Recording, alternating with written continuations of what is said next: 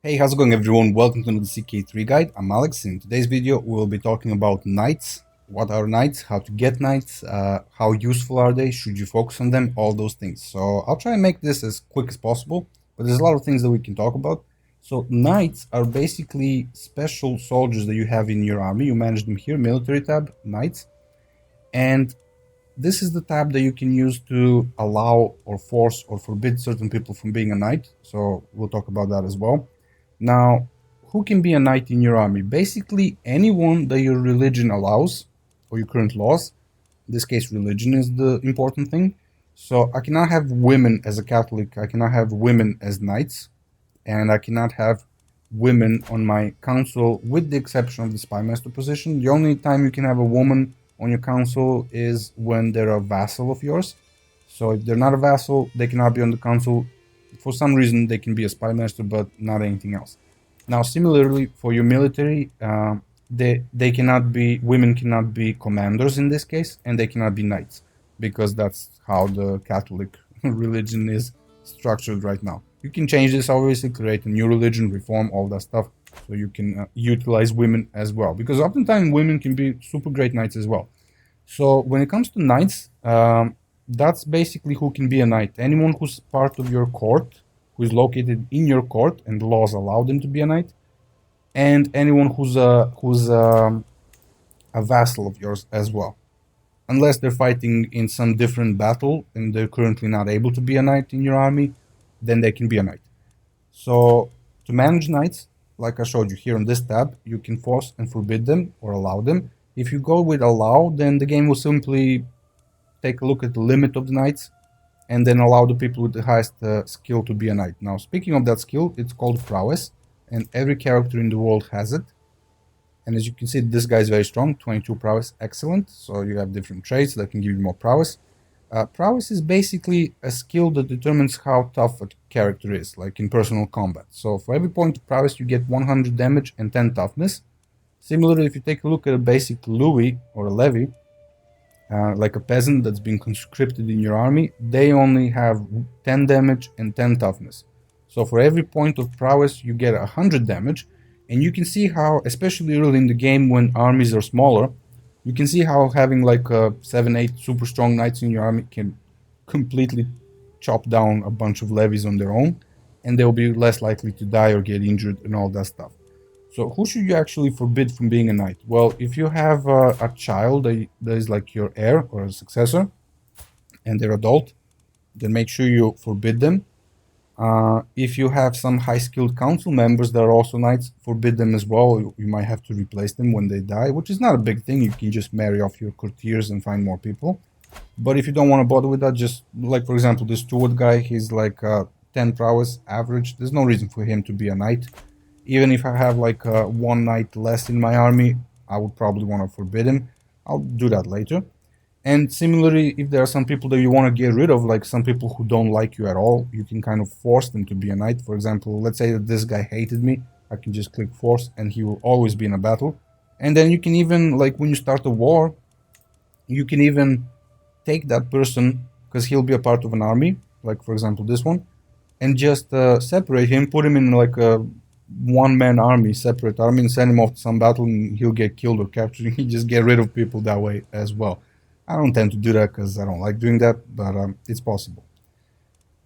People that really like you, powerful vassals, you might want to forbid them, because it's very nice to have vassals that really, really like you, even if they're not on the council. And that's how you manage knights, and that's what determines how good of a knight someone is. Now, typically people go to their decision tab and they click on invite knights. They spend 150 prestige. You can notify when it becomes available again. 3 able-bodied men with 12 more prowess will arrive over time in your court, which you can recruit and pay gold.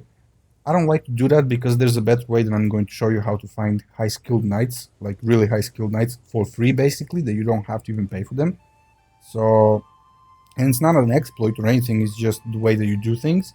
This is basically when you can't find any other knights in the way that I'm going to show you, and then but you really need some knights and you have a bunch of gold, you don't mind paying them, then yeah, go ahead and send the herald and get some knights.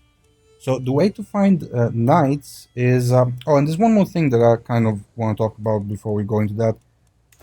Knights can also benefit from different perks, like for example, Kingsguard. Here you can get more knights. You can get some extra prowess as well. There are other perks that can give you stuff with regards to knights and your armies in general, especially the martial one.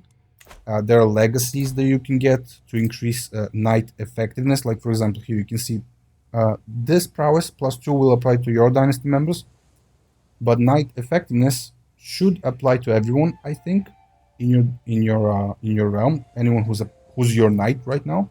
So what is knight effectiveness? Knight effectiveness is like a damage boost. So when knights have 200% effectiveness, they fight as if their prowess was doubled. So someone who has like 25 prowess, he'll be fighting like as if he had 50 prowess, and that's very significant. So you can see kind of how all of that can get out of control, especially early in the game when armies are smaller. That's a very viable tactic to get a bunch of extra knights in your army, like high skilled people, send them off to battle. Your armies will be much tougher. Now once you become like a king and an emperor, I don't really pay that much attention to them anymore. Sometimes I might try and see if there's someone that I need to forbid, like high skilled members, all that stuff. But basically, and even then, it's nice to have high skilled. Like if you can have like 3, 4, 5 really high skilled knights in your army, why not? They all help.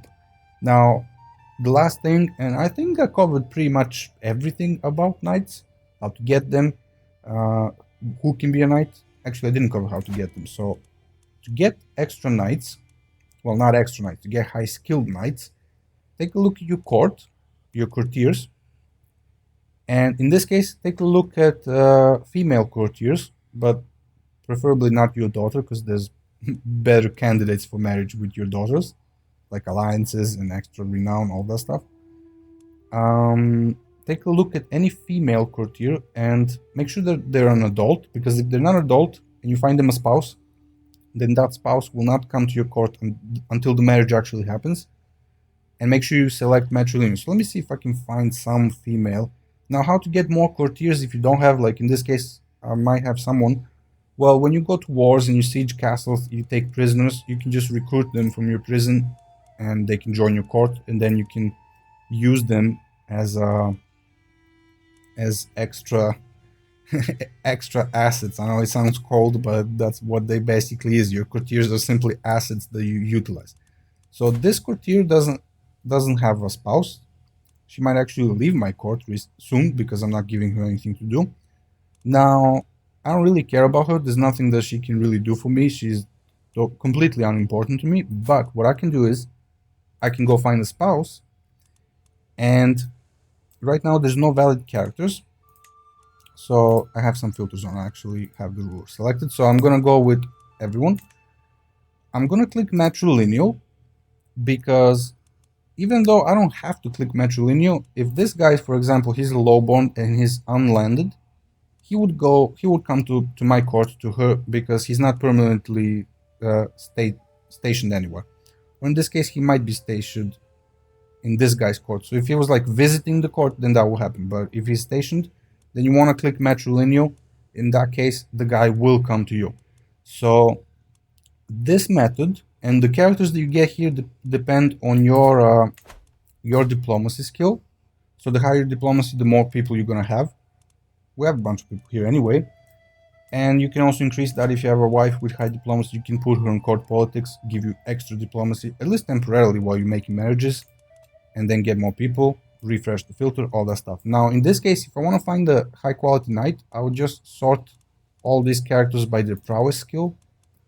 Then I'll take a look at their age, health, if they're like wounded, if they have some really bad traits or something. In this case, this guy has 19 prowess. So he's the highest ranking prowess person that we can get right now. Actually, let's put the wife to court politics and see if we get someone else.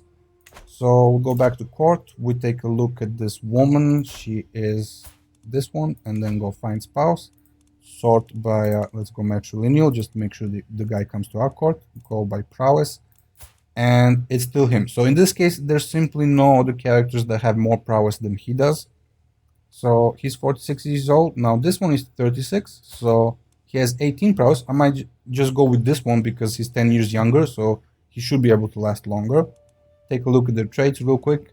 I know it can get complicated, but the more you play the game, the more you recognize all these icons and see kind of just take a look and kind of already know what kind of a character that is. So in this case, I know he's diligent, I know he's sadistic, and I know he's cynical. I don't really care about that. He has 18 prowess. Make the marriage happen. I mean, let's click it. Matrilineal to get some prestige. Send proposal. Unpause the game. And the marriage happens. She's now married. If you go to your military tab, go to knights, you can now see this guy is actually the second ranked knight in my army. And that's how you can find high skilled knights. Sometimes you might find knights with like 30 or 35 prowess or something like that. Like I've had some knights with 30 and above that I found in this way. And that can be very useful, especially if they're like younger. They have some nice traits, like this one has Aspiring Blade Master. But nowadays, I don't really do this that often. What I like to do is this same method works for finding army commanders. So let's take a look if we have another woman in our court. Like, for example, this one. This one is married to my marshal. So I already used this woman to get a marshal. As you can see, he has very good martial skill. He has some nice traits. So if I want to use him in battle, he's also a peasant leader. So I pay less gold maintenance for my armies. And I'm using him as a marshal. And that's basically the way that I found him, is by simply finding a spouse for a courtier. And you can do that for any of your council members, with the exception of bishop. You can't really do that with the bishop, but you can try and kill your bishop or imprison him. There's other things that you can do there. Chancellor, marshal, steward, spy master. That's how I can have high skilled people that are performing all of these tasks for me. And if you know how to manage your vassals, or even if you don't have that many of them, then it shouldn't really be a problem. So anyway, I hope these tips and tricks help you when it comes to finding knights or army commanders. You can do, like I said, you can do the same with army commanders, and you can also take a look at, just sort them by marshal and take a look at what traits they have. If you need someone who has like the siege phase trait, so you can siege faster, get that guy to come and be a commander in your army. If you need someone if you're like at war with a different religion, there's a trait that will give you like +10 advantage against different religions. See if you can find someone who has high martial and might have that trait. Then you can have like really high advantage in battle if you're not focused on martial yourself. So there's basically many things that you can do with that method. So that's what your court is for. A lot of people don't seem to understand that. Anyway, I hope this video helped you. Give it a like, subscribe, take a look at the playlist below. Let me know if you have any questions, if I forgot anything, and I'll see you guys in the next one.